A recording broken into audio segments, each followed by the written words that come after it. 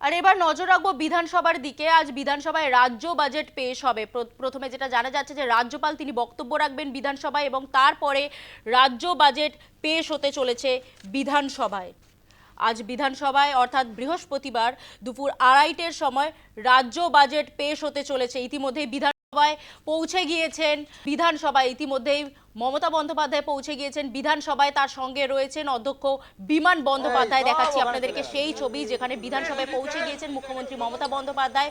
রাজ্য বাজেট পেশের আগে বিধানসভায় পৌঁছলেন মুখ্যমন্ত্রী, পাশাপাশি তার সঙ্গে রয়েছেন অধ্যক্ষ বিমান বন্দ্যোপাধ্যায়।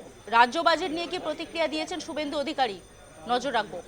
ভোট অন অ্যাকাউন্ট এটা বাজেট নয়। এই ভোট অন অ্যাকাউন্টের দায়বদ্ধতা বর্তমান সরকারের নেই। আগামী দিনে যে সরকার আসবে সেই সরকারেরই দায়বদ্ধতা থাকবে। তাই আজকে দয়া করে মিডিয়ার বন্ধুরা বাজেট বলে লিখবেন না, ভোট অন অ্যাকাউন্ট বলে লিখবেন। এটি 4 মাসে, এপ্রিল, মে, জুন, জুলাই। নতুন সরকার আসার পরে পূর্ণাঙ্গ বাজেট পেশ করবে এবং এই ভোট অন অ্যাকাউন্টে যেগুলো থাকবে কোনোটাই কার্যকর করা যাবে না। তার কারণ এপ্রিল মাসে মডেল কোড অফ কন্ডাক্ট চালু হবে, মার্চে চালু হবে, এপ্রিল মাসে এটা কার্যকর হওয়ার কথা।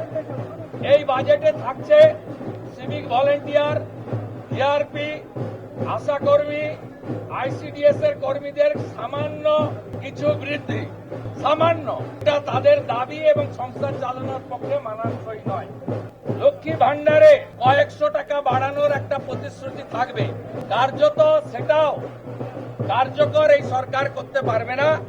আগামী দিনে যে সরকার আসবে, বিজেপি সরকার, তাদেরকেই কার্যকর করতে হবে এবং আমাদের সংকল্প পত্রে আমরা যে প্রতিশ্রুতি দেব, অন্যান্য রাজ্যের মতো উড়িষ্যার সুভদ্রা যোজনা, মধ্যপ্রদেশের লাডলি বহিন, দিল্লির 2,500 টাকা মাসে, হরিয়ানায় 2100 টাকা মাসে, মহারাষ্ট্রে 2000 টাকা মাসে, সেটা আমরা অনেক ভালো দেব সংকল্প পত্রে।